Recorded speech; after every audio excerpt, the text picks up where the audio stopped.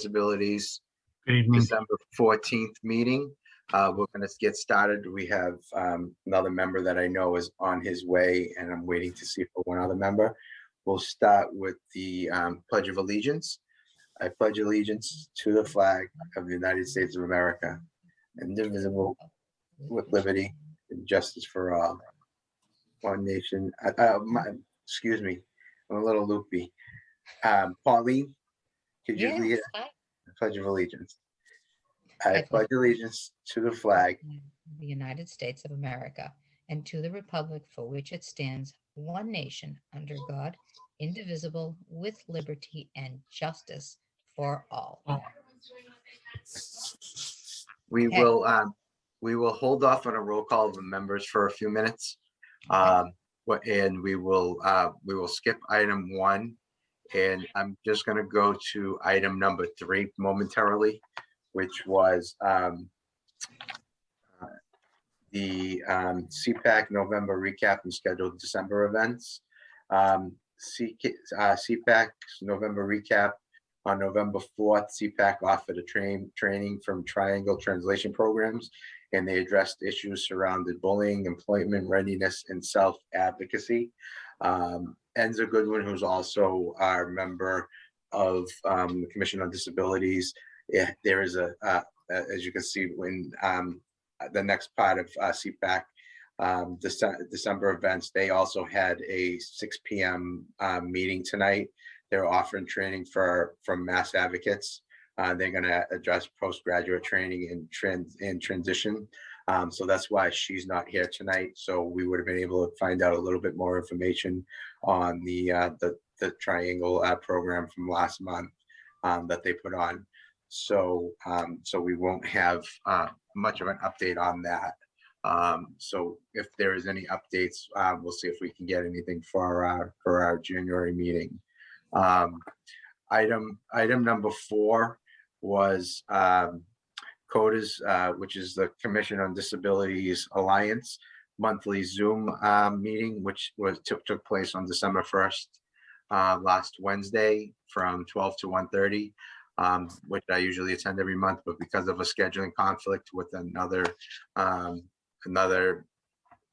appointment that I had scheduled for that day, with the commitments for another meeting, I was unable to attend that live, but I did get the meeting notes from that, and what they basically discussed during that meeting was COD bylaws, and they discussed a lot of different Commission on Disabilities, how they basically go by the Massachusetts Office on Disabilities general bylaws.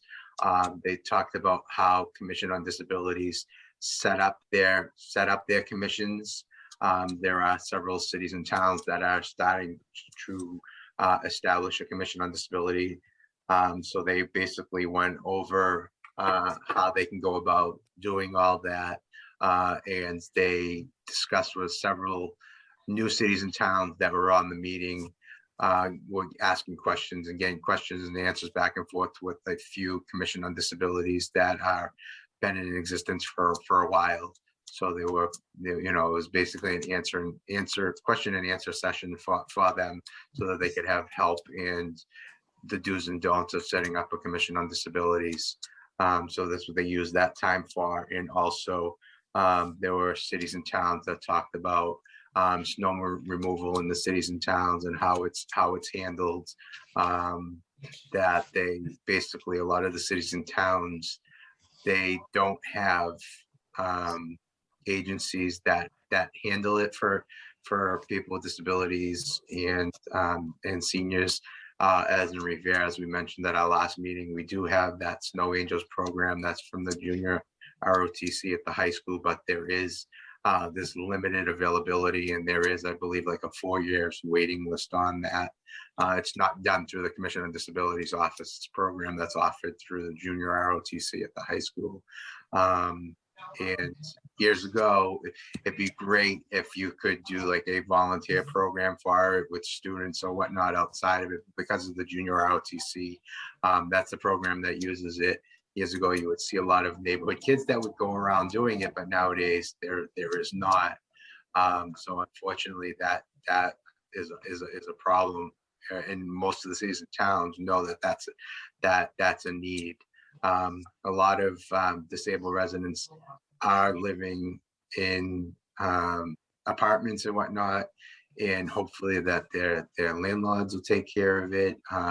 But it's always the resource that I tell people to reach out to, but you really do need to reach out to before the winter season, is the local landscaping companies, to see if they had availability to put you on as a client and a customer, to take care of your snow removal. But when it gets to the winter season, it's not as easy to find someone, and it's not just per storm, it would be per the season, because they would need to have you set up as a regular client in order to do that through the whole season.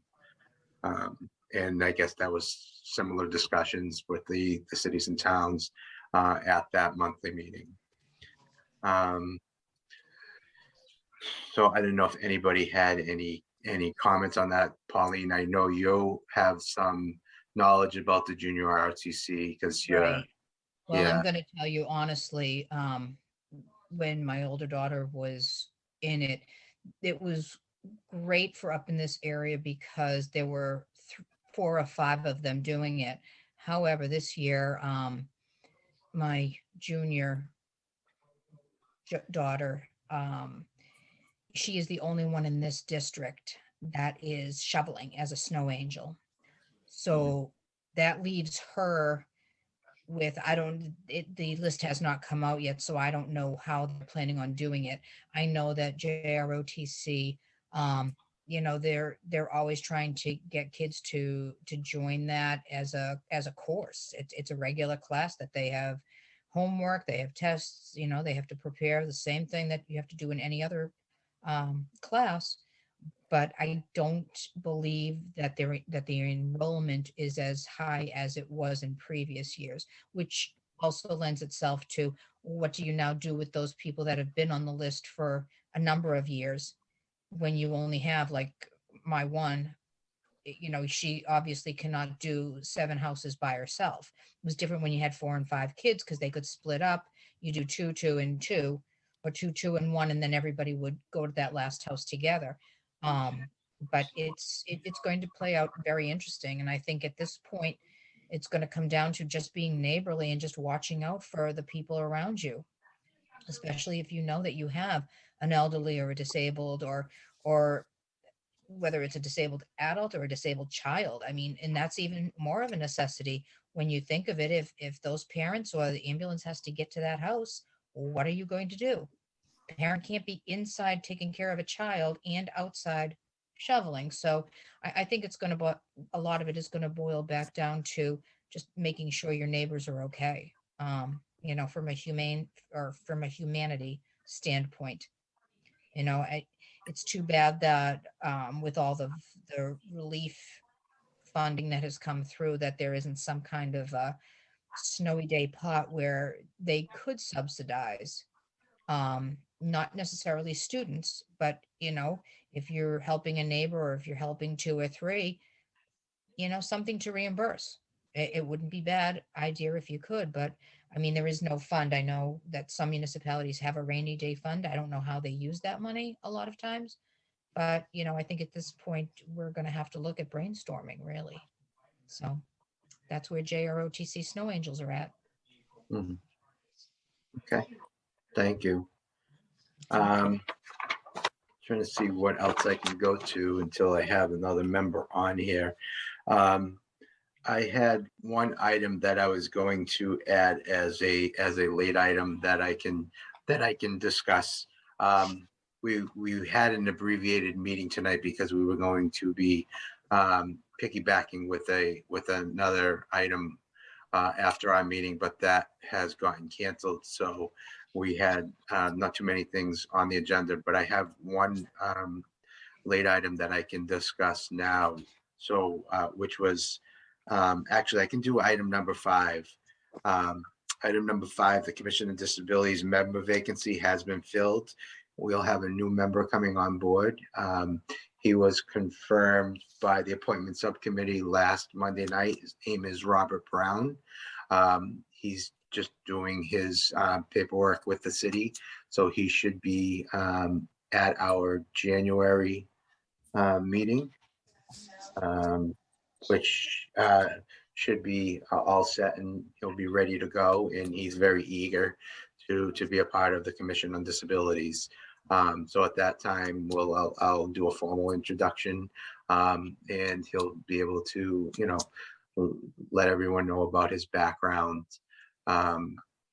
regarding that. So at least we will have a full commission as of our January meeting. Item number 6 on here was commission members' late items. I just had one late item that I wanted to mention. I was involved in a hearing, which was facilitated and run by the Chris Mancini, who's the executive director of Save the Harbor, Save the Bay, and it was an MBC hearing, which was improved access for people with disabilities, including the beaches in the Commonwealth of Massachusetts. Some of the people that were speakers on this meeting, I'm going to go down the list, was the co-chair on this commission, and also from Save the Harbor, Save the Bay, Adrian Madaro. Also, there was Coleman Nee, who was the CEO of Triangle Inc., was also on the meeting. And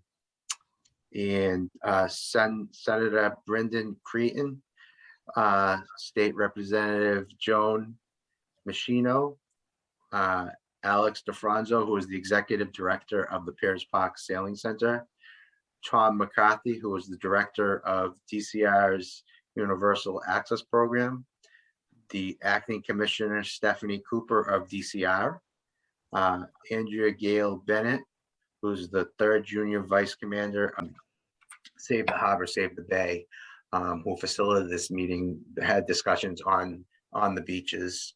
And basically, Chris Mancini, I can read a little bit of what he said. This was the second of the 3 planned hearings for people with disabilities, colored people with disabilities, people who face language barriers on our public beaches. Over the past couple of years, the Metropolitan Beach Commission has been trying to do for the equity and public access what the commission has always done for maintenance and infrastructure, trying to improve our beaches. When it comes to the awareness and enjoyment, everyone could and should have access to these spectacular urban natural resources for recreation and free events and amazing programs put on by the BCR, put on by the Better Beaches partners, many of the folks in the room here today. Our goals really are to elevate these issues and eliminate barriers based on race, ability, language, and improve access for everyone. So DCR, the acting commissioner of DCR spoke on it, different issues and whatnot, and yours truly got to make some comments and speak on it. So they sent me the transcript. So the transcript is a little bit jumbled, so because of how they did the dictation, so it may not come out too good of how I'm going to read it. But basically, what I said is I thank them. I said, thank you for everything that you do. My name is Ralph DeChico. I am the chair of the Commission on Disabilities in Revere. I had put one of my comments in the chat at that time, but then I mentioned that one of my pet peeves is for people of all abilities to have access to not only public spaces, but most importantly, Revere Beach. As everyone knows, Revere Beach is the first public beach in the US. I really think, not to be biased, because I'm from Revere, there should be the extra attention to that. It should be fully accessible to everyone. I've been dealing with this issue for the past several years with the former commissioner. If you go onto their website, which when I say go onto their website, it was DCRs, and I know I've mentioned this at our meetings before. There's supposed to be accessible beach buggies, which are the beach wheelchairs. They're nowhere to be found, and no one has an answer as to where they are in DCR. Also, we don't have the mats that'll be able to get people from the beginning of the sand to the end of the sand. The answer that we get is that they're hard to remove them when they have to rake the sand. And as I mentioned, they said that's not acceptable to us. Other issues that we have is we have a great new bathhouse on the beach. But one thing that's needed is not only at that area, but also they should think about putting APS signalization there, because we need automated signalization for the public beach. We have a train station there that people need access with disabilities to come to the beach, but it's a danger to get from one side of the road to the other without the signalization getting there. We need to look into that. DCR needs to look into that. Also getting into the beach, some of the cutouts are up high from the ground level to the sand, and somebody with a wheelchair or walker can't access it. There are only certain ones that are open. That's a stigmatism, and that's not allowing all the openings to be for people in wheelchairs or walkers to get in. That's something to look into also. I had counted all the openings a few years ago, and there are a lot of them that are not accessible because of this reason.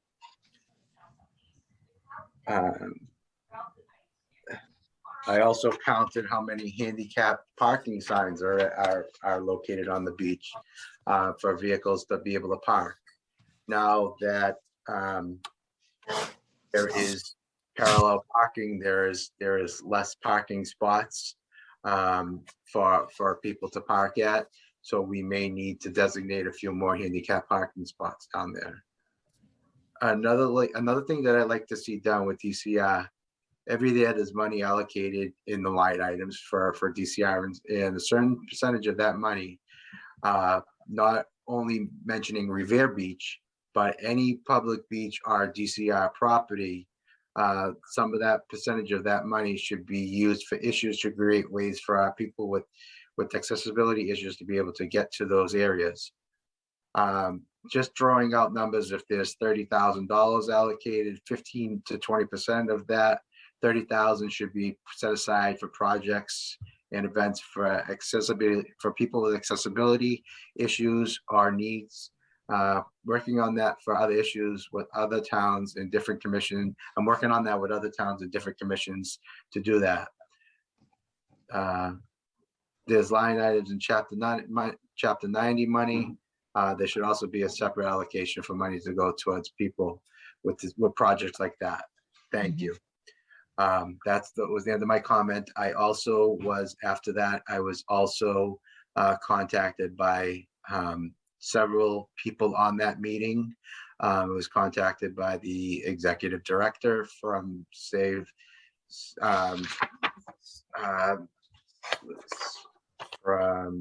Save the Harbor, Save the Bay, that wants to have some more conversations with me. Some are from the Boston Commission on Disabilities, and there was one or two of the state representatives that were on that call wanted to had reached out to me too, that they want to have further discussions with me on it. So I raised some concerns for, as I mentioned in there, for the signalization, crossing not only from the train station on Ocean Ave to the boulevard, but also then from the boulevard on one side of the boulevard to the other side of the boulevard. Yeah. That, there should be some automated signalization there. DCR should be doing that there. So I mentioned several things to them on that call. It did not sound like it fell on deaf ears, because I've been contacted by a few to set up some other meetings. So I don't know if anybody has any questions on that or anything else they'd like to add. And it was a 2.5 hour meeting, so. Wow. Is this about like making the, like you said, the beach more accessible, like to be able to get around? Is that? Yes, Okay. yes. So I'm clear. Okay. Yeah, and events, and not only get around, and also when they have events there, to have events more accessible for people with disabilities, and things of that nature. So not just for daily accommodations for the beach, but also when they have any events. Okay. Right. Makes sense. Ralph, just a question, and it's an indirect one. Right now, is Revere Beach T Station is the only one, because Beachmont is Beachmont, to get from Beachmont Station to the beach is a hike. I mean, Yeah. it's You have, doable. well, you have Wonderland and you have Revere Beach Station. But how do you get off of Wonderland if they're doing that construction? Is there still access on the beach side to, Yeah, you have the overpass that you can take the elevator up to. right, but is there any street level? Or is it going up the elevator, over the overpass, and then coming back Yeah, down? up the elevator and over the overpass. Do you know if they're ever gonna plan on making another? That I don't know. Yeah. I was just wondering, because Yeah, as someone who takes the train on a fairly regular basis, I've often wondered, like, is there any other way to get there yeah. other than If up you and look over? at, yeah, if you look at it now with the buildings that are going there, Right, the hotel, I'm not sure if there's still gonna be a right of way in between, the hotel, where the hotel is going right on where the parking lot used to be, right, adjacent to the condominium there. right. So I'm not So sure that's what. why I wondered, because Yeah, I thought it was yeah, rather I'm obvious right assuming there's now. gonna, when it's all done, there's still gonna be an access road there, walkway there. Oh, okay. Yeah. Because it just seems an awful lot, because first of all, there aren't that many elevators off of the train. That's number one. Because on that side, there's only that one elevator. Yeah. Yeah. And so if you have people, I'm just looking at it and it's something that I just wondered about more than anything.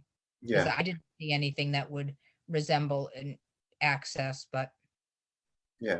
it didn't look I that can close. find out. I can talk to the counselor in that I'd like area. to to know, see if just out she of knows. curiosity, what I they're can planning talk on to doing. Julie tomorrow to find out if she knows what the plan is for that there, but I'm assuming it's gonna be, there's still gonna be a walkway or something coming from there when the I project's hope out. so.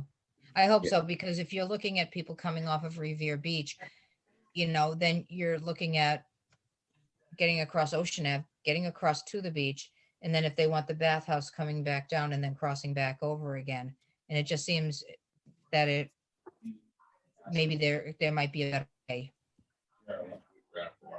That was just a thought.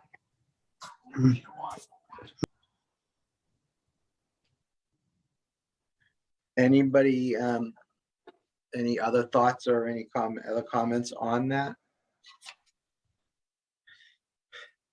Mario, has Jason come in yet? Yeah, he is. He just came in. He'll be joining us in 1 minute. He just came through the door. Yeah, Perfect. he's perfect. He's right here. You ready? Okay. Sit. Yeah, he's right here. Yeah. Okay, so we can take the attendance then right now. Pauline, if you Okay. want to Okay. take the attendance? Sure. So Ralph DeChico, are you Here, present? present. And I am present as well, Pauline Perno. Mario Gramanis? Present. Okay. Enza Goodwin is joining us through CPAC. She's in attendance Yeah. on CPAC, so she's not with us. Asma Abu Fauda, Absent. absent. And Jason Barone, welcome. Present, yeah. They stuck in traffic, guys. You know how that Hey. No goes. problem, no problem. So I'll go Trying to back, get to Charlestown. I'll go back to item 1.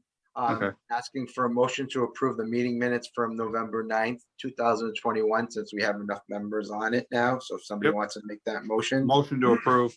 Motion to approve. Okay, so Jason approved it and Mario seconded it. All Yep. right. Thank you, gentlemen. No problem. Okay, so I'm gonna go to item number 2 now, what was Mhm. updates and next steps from the November meeting.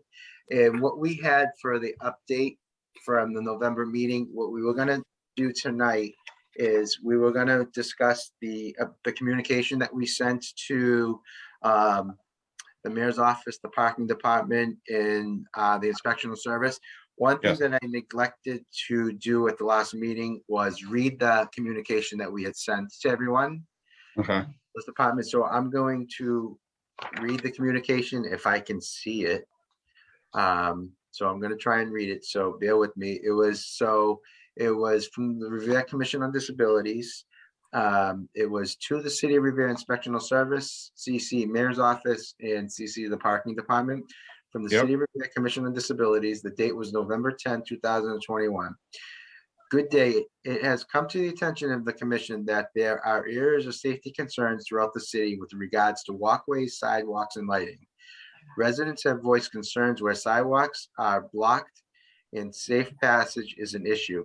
Items such as trash, recycle receptacles, construction equipment, trash, yard waste, both bundled and fallen, and parked cars prohibit safe passage on sidewalks and walkways. While those aforementioned physical obstacles, the issue of appropriate lighting also pose inherent risks. These physical obstructions pose considerable safety risks, not just to the disabled community, but for pedestrians in general. Additionally, persons utilizing assistive devices in wheelchairs may also face significant difficulties maneuvering on and off sidewalks and onto roadways. Blocked sidewalks occupied with inadequate lighting lends itself to unsafe conditions. As daylight savings times has started and winter weather is upon us, issues of safe passage and lighting need to be investigated and appropriate corrective action strategies developed to address these issues. We believe as a commission that these concerns need to be addressed and would appreciate it if you or a member of your office could attend our next Commission on Disabilities meeting via Zoom on December 14th at 6 p.m. We look forward to hearing back from you. If you could kindly respond by December 6th and let us know if you can attend, that would be greatly appreciated. We will then add you to the agenda and a calendar invite will be sent to you. Sincerely, Ralph DeChico, Chair, Revere Commission on Disabilities. Members Pauline Perno, Vice Chair, Enzo Goodwin, Asma Bufuda, Jason Barone, and Mario Gramanas. Okay, so the letter went out. As a point of information, Michael Wells from Inspectional Service had called me after he received the letter to let me know that unfortunately Inspectional Service has what's called a 40U meeting tonight, which is the same night. It's hearings for people to appeal or go up when they get violation tickets. So that was the same night as tonight. So unfortunately, he wasn't going to be able to meet it, but we had a lengthy discussion on it at the time of that. And I voiced the concerns that he saw in the letter, and I added to it. I also had a follow-up call again with him this morning, and he wanted to let me know that he has his inspectional services department out there daily and weekly right now, following the trash trucks on trash days, and they are trying to resolve all those issues with the trash containers to get that taken care of. And also he has communications with the building department and along with him, and they're trying to get the resolution done with construction equipment being left on sidewalks. Perfect. Yeah, That's good. good. Yeah, good. Yeah. That's good. Mhm. That's what we need. And if there's any other questions or concerns, you can let me know by email and I can do it. On that note, Zachary Barbo, who is the director of parking, was going to be attending tonight, but he had a late emergency that he could not come. But we also had a discussion, and they are addressing the issues with people protruding their driveways with their vehicles. He knows of a couple of areas with people parking on the sidewalks that they're going to try and address with that, with the vehicles on it. The only other issue is that this has to be some type of a resolution, is when there's no sidewalks, there's really nothing that can be done legally. But when there is a curb, there, no vehicles can be parked on the sidewalk. It's not a city of Revere's law. People think, well, why is this being enacted? It's not the city of Revere that needs to enact it. It's because the ADA is coming down on us. Sidewalk is what it is. It's what the definition of a sidewalk is. It's you're supposed to walk on it. Vehicles are not supposed to be on it. Nope. So you're not supposed to be on. You have to regular residents have to put yourself in the place of a resident who is visually impaired or mobility impaired, and try and protrude walking or passing down a sidewalk when there's a vehicle on it that's not supposed to be there. And Mario and Jason can attest to this, especially if a car is protruding out of a driveway and you don't know it's there. You can get seriously hurt.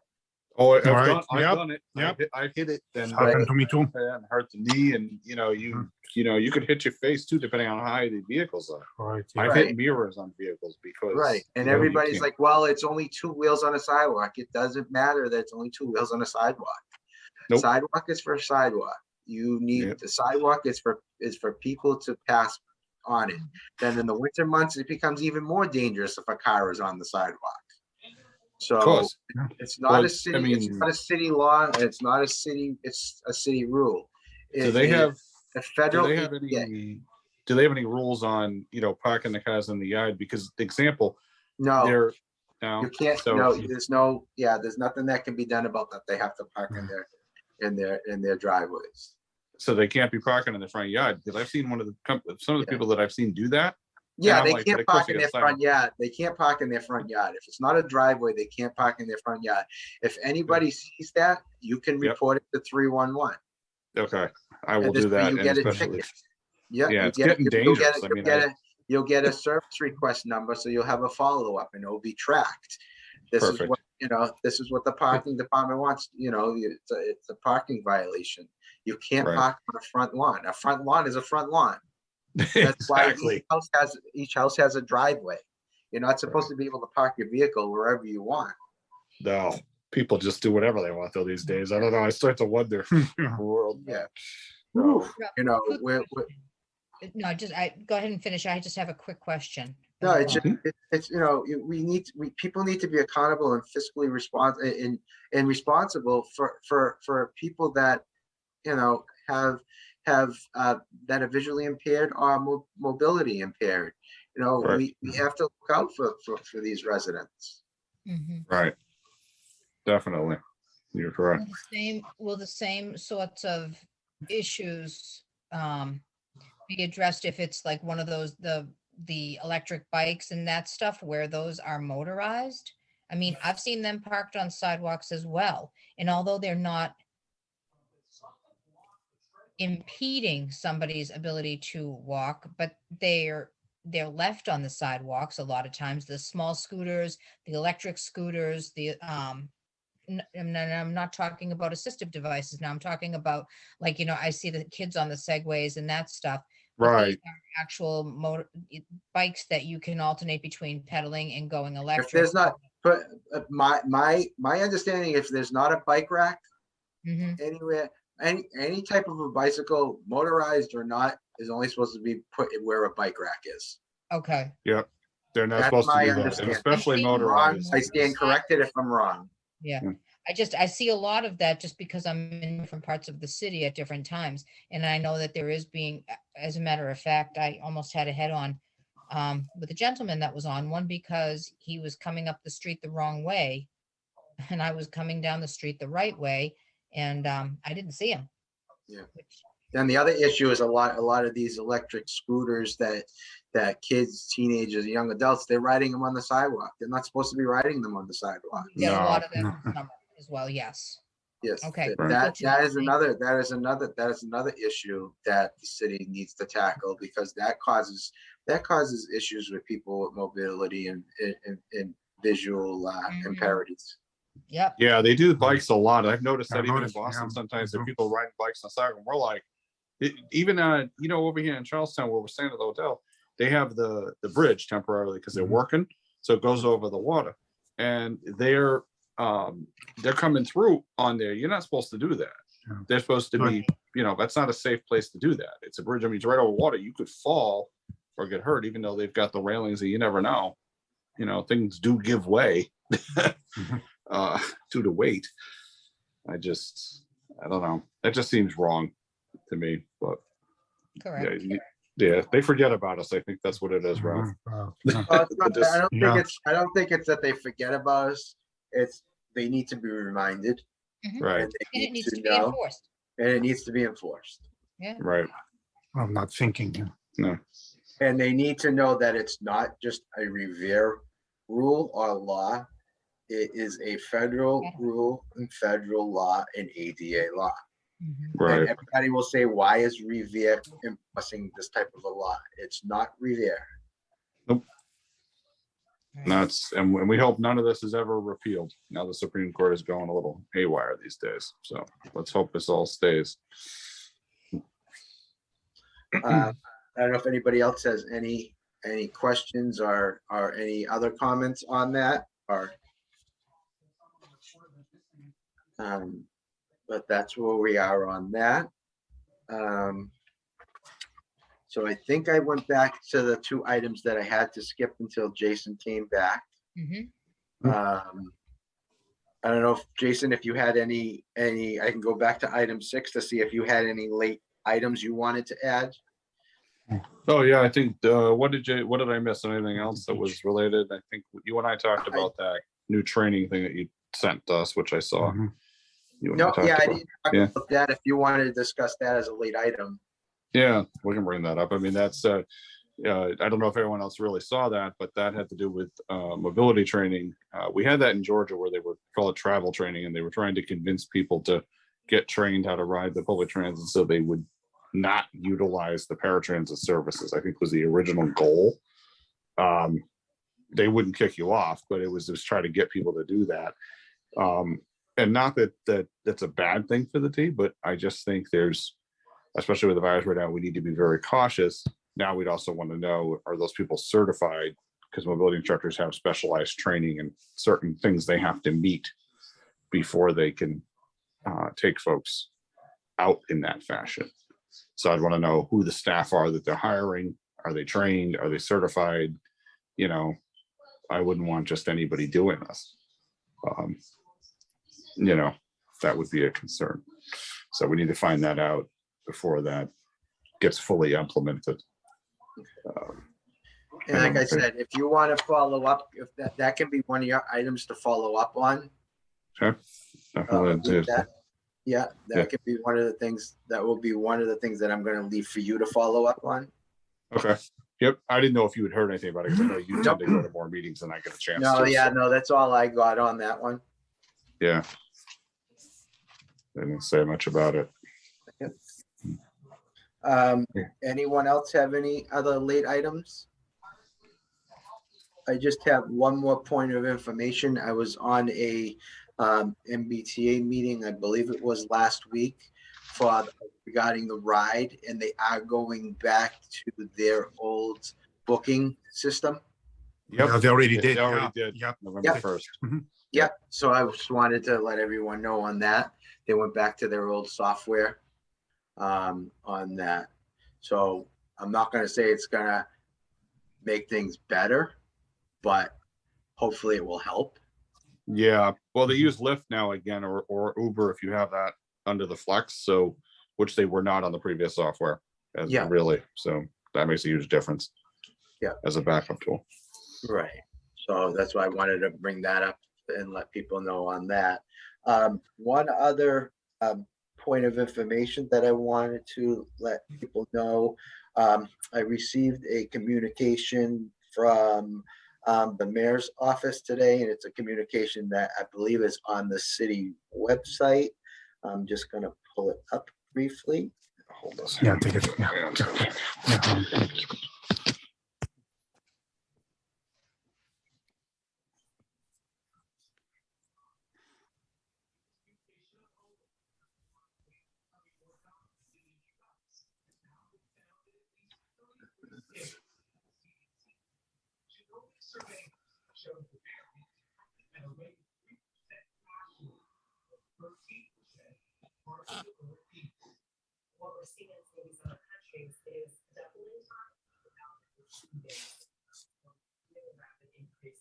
Just looking for.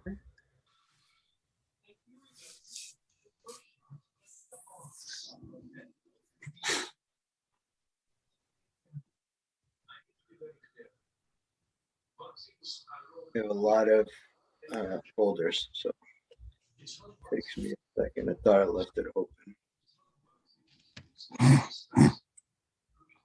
Okay. We received a communication that applications are now available for elderly and disabled taxation relief fund and water and sewer relief fund. Mayor Brian Arrigo announced this week that the application for grants from elderly and disabled residents taxation funds and the newly established water and sewer relief funds for disabled residents will be available in the city treasurer's office on the second floor of City Hall beginning December 20th, 2021. Residents unable to apply in person may do so at www.revere.org/departments/treasurer. The fund is sustained by voluntary contributions from taxpayers who respond to the pink donation card included in each quarterly tax bill. The purpose of the fund is to provide relief to elderly and/or disabled taxpayers and disabled water taxpayers who are having trouble paying their bills due to financial hardship. This program is funded by the generosity of Revere residents looking to extend a helping hand to those in need, says Mayor Brian Arrigo. It is aimed at helping senior citizens and financially vulnerable individuals. The fund will provide some welcome relief to those who meet the criteria. The Elderly and Disabled Taxation Fund has been in existence for several years and expected that grants of $200 each will be awarded this year. In order to qualify for the grant, the taxpayer must be a resident in Revere and meet the following additional requirements: be 65 years of age or disabled as of July 1st of the fiscal year, be current in all of their real estate taxes, and have income of no more than $20,000 per year if single, or combined $40,000 per year for joint property owners, and have no rental income. As part of the application, taxpayers should submit a statement of the extenuating circumstances which have created a hardship. The grants will be awarded to the neediest of applicants as determined by the Elderly and Disabled Taxation Committee, which is comprised of the chairman of the Board of Assessors, treasurer and 3 citizens as required by MGL C.60.3D. For more information regarding the Elderly and Taxation Fund, please contact the treasurer's office at 781-286-8136. Applications must be returned to the treasurer's office on and before January 21st. While the benefits of this fund are modest, they will provide some measure of relief to those who find themselves in difficult circumstances, added Mayor Arrigo. We encourage residents to let elderly or disabled relatives and neighbors know about this program if they think they may meet these guidelines. So I just wanted to pass that information on. Great, thank you. Okay. And so Pauline, just in the notes, you can just say that the elderly disabled tax relief. Yep. Through the Got it. treasurer's office. Got But it. I just wanted to read the whole communication for everyone. Great, thank you. I do not see any public comments, so we can skip item number 7.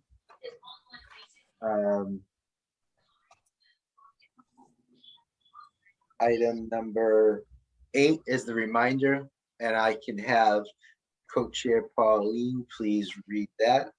Vice Chair Pauline, please read that, Brenna. So the Commission on Disabilities, due to COVID-19 and the safety of all residents, is trying to limit in-person appointments due to the unavailability and use at our present office location. Residents can speak to staff from our 311 Constituent Service Center Monday through Friday when you call our office at 781-286-8267. They will be able to answer most questions, but if they are unable to, or if you would like a call back from our office, please ask to be transferred to the Disability Office's voicemail, and someone will get back to you as soon as possible. As always, please let us know if you would like something discussed or brought up and added to our monthly meeting agenda. You can let us know if you would like to speak on any issue or concern. The commission is here to help and assist all the disabled residents and families of Revere. Thank you. So we don't have any next steps. Just Jason, if you have get any follow-up from the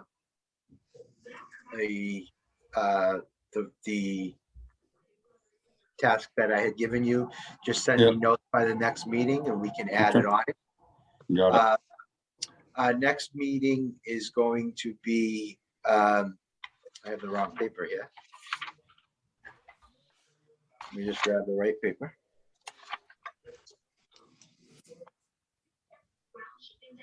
Our next meeting is going to be Tuesday, January 11th via Zoom at 6 p.m. Before I ask for a motion to adjourn, I just wanted to wish everyone a happy and safe holiday to you and your families. And hopefully 2022 will be a better year, we hope. And we'll all be meeting next year. So if I can have a motion to adjourn. Motion to adjourn. Motion to adjourn. All right. All right. So motion was made by Mario and Jason. seconded by Jason. All right. Well, thank you. Have a good night now. Thank you. Be You careful, too. Good everybody. night. Stay safe. Yes, Numbers stay are up. safe. Have great holidays, Safe. everybody. Bye.